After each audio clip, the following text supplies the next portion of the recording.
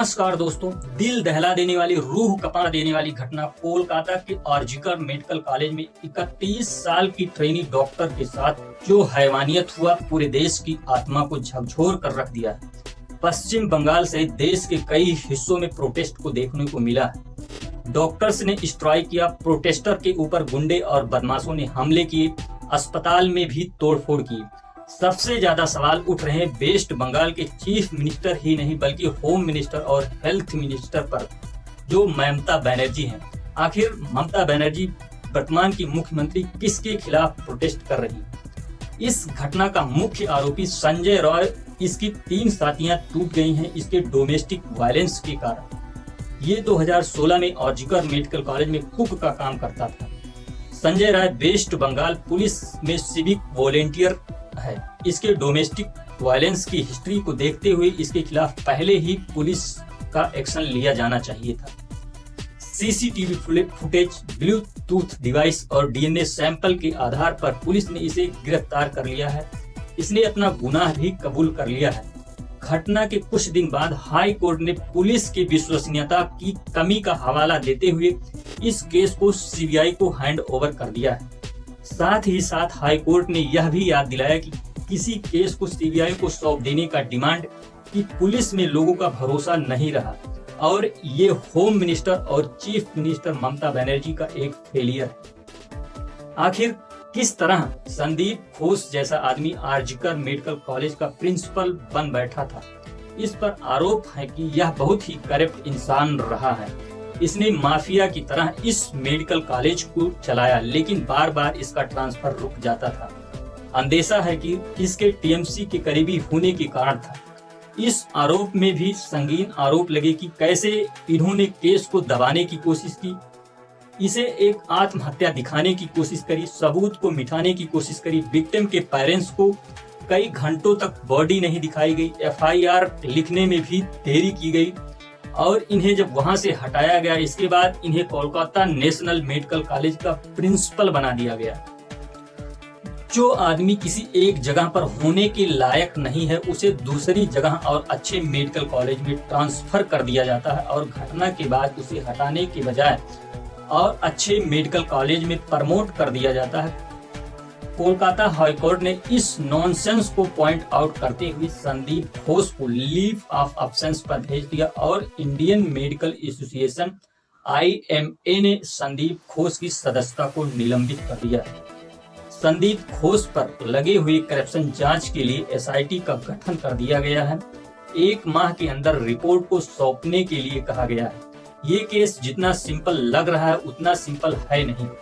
2023 में स्टूडेंट और स्टाफ ने एलिगेशन लगाया कि संदीप घोष करप्ट और फाइनेंशियली फ्रॉड किया है, मानव के शरीर और पार्ट की तस्करी करता है, क्योंकि देबल घोष ने कहा कि संदीप घोष और कॉन्ट्रैक्टर के बीच इलीगल एक्टिविटी हो रही है। इन्होंने बहुत सारे पैसों का घपला किया, बायोमेडिकल वेस्ट में धांधली कर रहे हैं और ये बहुत बड़ा स्कैम है, बहुत बड़ा नेक्सस है संदीप घोष का, जिसको मैं एक्सपोज करना चाहता हूँ। ये बहुत सारे जैसे बायोमेडिकल वेस्ट का, जैसे डेड बॉडी का, जैसे टेंडर दे करके कमीशन लेना, छात्रों को फेल कराना, फेल करके पैसे लेना, और जैसे इलीगल जो स्टॉल कियोस्क है ये सब बिना गैर टेंडर वगैरह के रेंट पे देना। तो इस तरह का बहुत सारा इरेगुलरिटीज है, उसमें डेड बॉडी भी एक है। तो मैं चाहता हूं कि इसकी इंक्वायरी हो ऊंचे लेवल में और उनको सजा मिले और उनका ये रैकेट जो है इसका पर्दाफाश हो। देखिए, ये कुछ डेड बॉडी जो है बगैर पेशेंट पार्टी के, मर्जी के, कंसेंट के और फॉरेंसिक मेडिसिन के HOD के बिना नॉलेज के ये वर्कशॉप में दे दिए थे।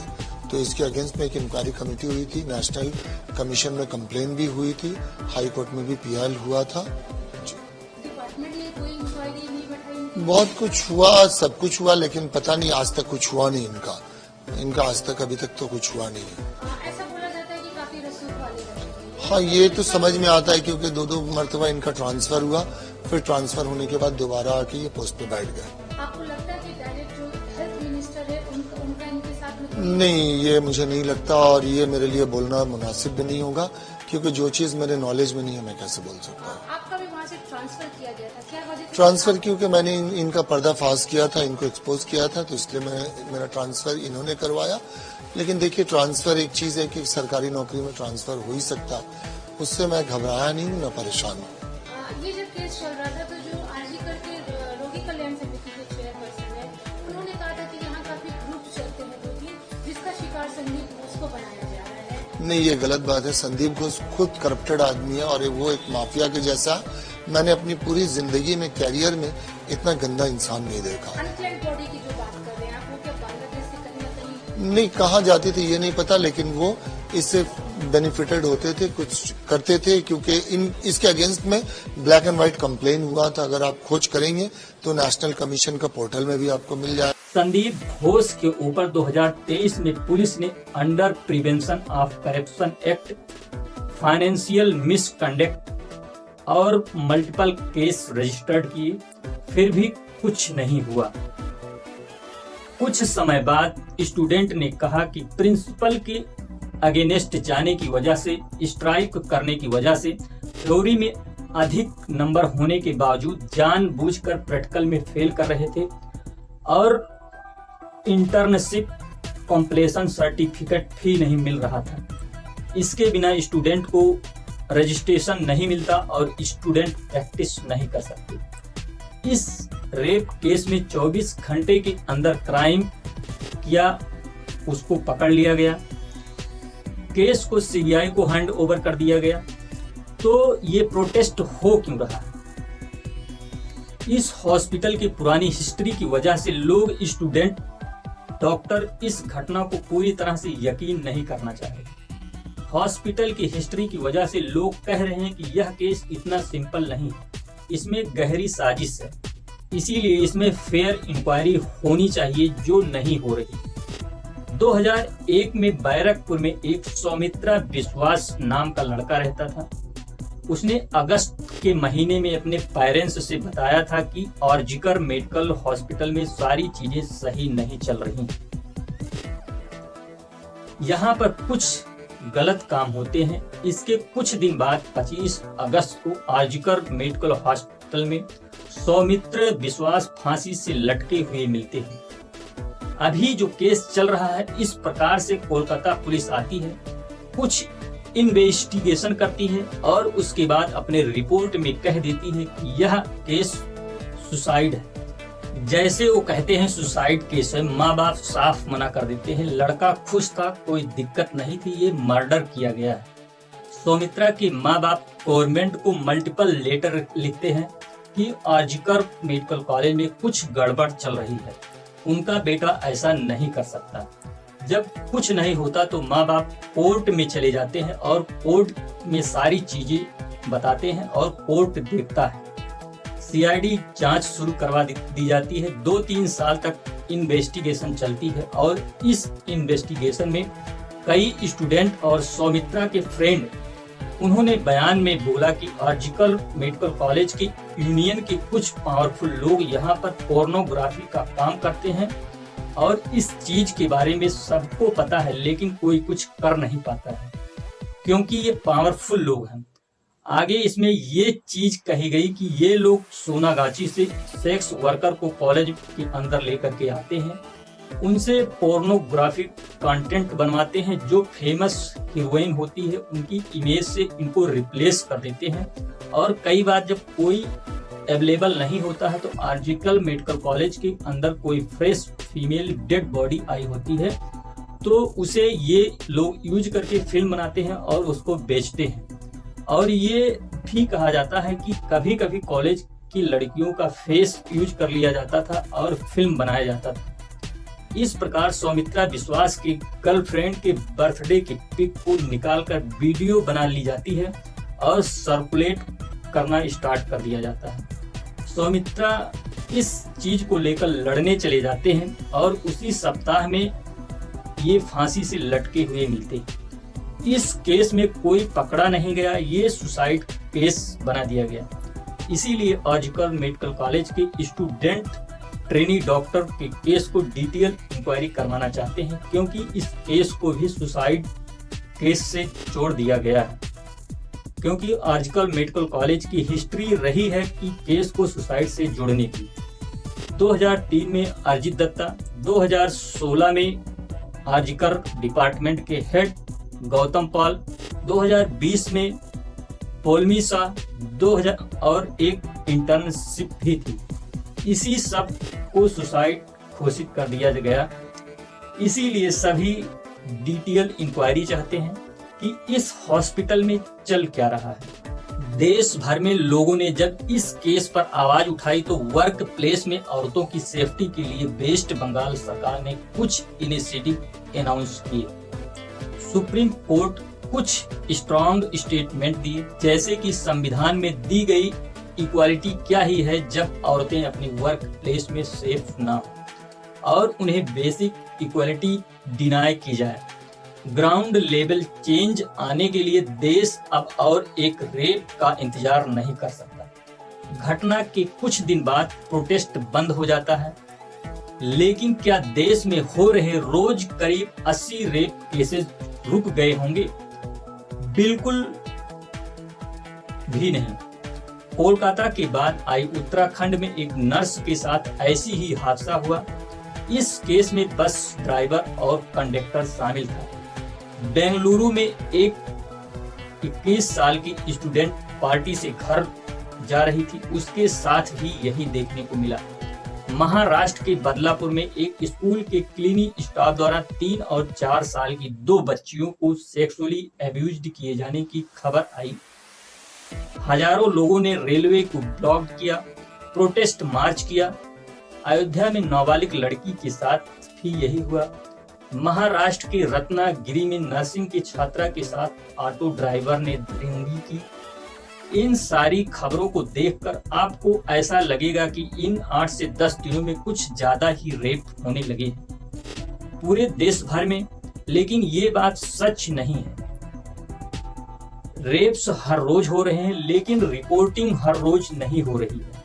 प्रोटेस्ट हर रोज नहीं हो रही। देश में लार्ज स्केल प्रोटेस्ट शायद सबसे पहले 2012 में निर्भया केस में हुआ था। फिर 2019 में हैदराबाद में 26 साल की वेटनरी डॉक्टर का रेप और मर्डर हुआ। प्रोटेस्ट फिर हाथरस में 19 साल की लड़की के साथ हुआ। प्रोटेस्ट करना हमारे जिंदा होने की निशानी है, लेकिन हालतों में कुछ तो सुधार होना चाहिए। 2012 से लेकर अब तक हम देखें तो इसका उल्टा हो रहा है। 2012 के आसपास एक साल में ऐसे 25,000 केस रिपोर्ट होते थे, जबकि NCRB रिपोर्ट के अनुसार 2022 में 31,000 केस रिपोर्ट हुए, यानी हालात और बदतर होते जा रहे हैं। दोस्तों, आप लोगों से एक सिंपल सा सवाल है, क्या रेप गलत है? आप लोग कहेंगे कि क्या बेहुदा सा सवाल पूछ रहे हो। ऑब्वियसली रेप गलत है। हर कोई कहता है तो रेप गलत चीज, लेकिन कंडीशन अप्लाई करता है। पॉलिटिकली सपोर्ट के कारण बिल्किस बानो के कन्विक्टिव रेपिस्ट को रिलीज करवा दिया जाता है और ऐसे दरिंदे को मिठाई खिलाई जाती है। संस्कारी ब्राह्मण कहा जाता है। लोग आउटरीच नहीं करते। प्रज्वल रेवन्ना 2500 से ज्यादा औरतों के यौन शोषण का रिपोर्ट आया, लेकिन बहुत से लोग चुप रहे। कन्विक्टेड रेपिस्ट गुरमीत राम रहीम को बार बार पैरोल दी जाती है और इलेक्शन से पहले जो इसके अंधभक्त हैं कहते हैं रेप करना गलत तो है, पर हमारे बाबा पैरोल पर रिहा भी हुए। लेकिन इन सब बातों को इग्नोर करके बाबा के कहने पर वो वोट कर देते हैं। बृजभूषण सिंह, कुलदीप सेंगर और जो बीजेपी नेता चौधरी लाल सिंह रेप अक्यूज्ड के सपोर्ट में रैली निकाल रहा था, फिर उसी को कांग्रेस में शामिल कर दिया गया और चुनाव में टिकट भी दे दिया गया। इसीलिए मैं कहता हूं कि सोशल मीडिया पर हर कोई कहता है रेप गलत, लेकिन जब बात रेपिस्ट को सपोर्ट करने की आती है, तो अपने पॉलिटिकली ओपिनियन की आती है और खुद के विचारों की आती है, तो लोग यहाँ पर कंडीशन अप्लाई कर देते हैं। लेकिन रेप गलत है, रेप थ्रेट गलत है, लेकिन लोगों की अगर मगर चलती रहती है। बीजेपी नेता और हरियाणा के मुख्यमंत्री मनोहर लाल खट्टर ने कहा था 80 से 90% मामलों में एक्यूज्ड और विक्टिम एक दूसरे के परिचित होते हैं, उनमें झगड़ा हो जाता है और लड़की रेप का इल्जाम लगा देती है। इसी तरह की इनसेंसिटिव बयान वेस्ट बंगाल की मुख्यमंत्री ममता बनर्जी से भी सुनने को मिली है। जैसे कि 2022 का नाडिया रेप केस, 14 साल की बच्ची विक्टिम थी। सीएम ममता बनर्जी ने कहा कि लड़की का लड़के से लव अफेयर था। क्या ये चीज भी अब इनको समझाना पड़ेगा कि प्यार में होने का मतलब रेप का लाइसेंस नहीं होता। रेप यानी जबरदस्ती, रेप यानी फ्रीडम का वायलेशन। कोई कितना भी एक दूसरे के प्यार में क्यों ना हो, दोनों पार्टनर का सहमति होना जरूरी होता है। लड़का या लड़की जब चाहे अपनी सहमति वापस ले सकते हैं। सहमति वापस लेने का हर किसी का अधिकार है। गोवा के 2 नाबालिग के साथ रेप हुआ तो गोवा के मुख्यमंत्री प्रमोद सावंत ने कहा कि लड़कियां रात में बाहर क्यों निकलती हैं। झारखंड में एक आदिवासी लड़की के साथ रेप हुआ और मर्डर हुआ तो झारखंड के मुक्ति मोर्चा के एमएलए ने ऐसे ही कहा कि विक्टिम के मां बाप पर दोष डालते हुए कहा कि अपने बेटियों को शाम के बाद घर से बाहर क्यों निकलने देते। ये बहानेबाजी बिल्कुल नॉनसेंस है। लड़कियों के बाहर होने से नहीं बल्कि बलात्कारी मानसिकता रखने वाले के बाहर होने से रेप होता है। 90% से ज्यादा केस में देखा गया है कि एक्यूज्ड विक्टिम के जान पहचान का होता है। इसमें पड़ोस के लोग, दोस्त, साथ में काम करने वाले, इमीडिएट फैमिली मेंबर, रिलेटिव शामिल होते हैं। दिल्ली में हुए केस में 98% केस में एक्यूज्ड विक्टिम के जान पहचान का आदमी था। अमेरिका में भी 80% से ज्यादा केसों में जान पहचान का ही व्यक्ति होता है। ज्यादातर केस में जब जान पहचान के लोग ही ये काम कर रहे हैं तो रात को निकलने वाली बात आ ही कहां से जाती है। कुछ रेपिस्ट मेंटेलिटी के लोगों की ऐसी सोच होती है कि अगर स्टेज पर डांस कर रही है तो उसके साथ छेड़छाड़ की जाती है। ऐसे लोग उस औरत को चरित्रहीन कहते हैं, लेकिन इस विचारधारा के लोग से ज्यादा कोई चरित्रहीन हो ही नहीं सकता। ये बात सही है कि शराब पीना सेहत के लिए हानिकारक है, लेकिन शराब पीने से किसी लड़की का कैरेक्टर जज नहीं किया जा सकता है। रेपिस्ट सोच रखने वालों का कहना है रेप गलत तो है, लेकिन लड़कियां छोटे कपड़े पहने हुई थी। ये बिल्कुल बकवास है। अगर छोटे कपड़ों की वजह से रेप होता तो छोटी बच्चियों का, बूढ़ी औरतों का, साड़ी पहनी और बुर्खा पहनी औरतों का रेप क्यों होता? गांव में, राजस्थान में, उत्तर प्रदेश में, बिहार में रेप क्यों होता है? यहाँ तो छोटे कपड़ा पहनना बहुत रेयर बात होता है, तो यहाँ पर ज्यादा रेप देखने को क्यों मिलता है? बीजेपी नेता सीसी पाटिल ने भी कुछ ऐसे ही बयान दिया था, जो बाद में असेंबली में पोर्न देखते हुए पकड़ा गया था। BJP MLA Renukacharya, BJP mayor Raksha Boriya ने भी ऐसा बयान दे चुकी है। जहां औरतों को एक आजाद इंसान के बजाय तमाम पाबंदियां लगाई जाती हैं। बाहर मत जाओ, खुलकर मत हंसो, छोटे कपड़े मत पहनो, औरतों को गुलामी की जंजीर में जकड़कर जेल की तरह रखा जाता है। सुधार के लिए लोगों को शिक्षित किया जाना सबसे पहले प्राथमिकता होनी चाहिए। स्कूलों में सेक्स एजुकेशन के बारे में जानकारी दी जानी चाहिए। बच्चों को गुड टच, बैड टच के बारे में बताया जाना चाहिए। समाज से बेरोजगारी को काफी हद तक दूर किया जाना चाहिए। समाज को नशा मुक्त बनाना चाहिए। सभी सरकारों को कानूनी प्रक्रिया में सुधार करने की जरूरत है। ये काम सिर्फ सरकार का नहीं है, बल्कि हम सब लोगों का भी। पहली बात, हमें समाज से माँ बहन बेटियों की गालियों को खत्म करना होगा। दोस्तों, आज से संकल्प लें हम लोग कि जीवन में अब कभी गालियों का इस्तेमाल नहीं करेंगे। यौन शोषण को न हल्के में लिया जा सकता है और न ही इसे माफ किया जा सकता है। यह एक जघन्य अपराध है जिसकी कड़ी से कड़ी सजा होनी चाहिए, लेकिन सभी अपराधों को रोकी जाने की पूरी कोशिश होनी चाहिए। इसके लिए गवर्नमेंट को कुछ न कुछ ऐसे करना चाहिए कि ऐसी घटना कभी ना हो। इसके लिए कहीं न कहीं गवर्नमेंट, प्रशासन और हम लोग भी जिम्मेदार हैं। धन्यवाद।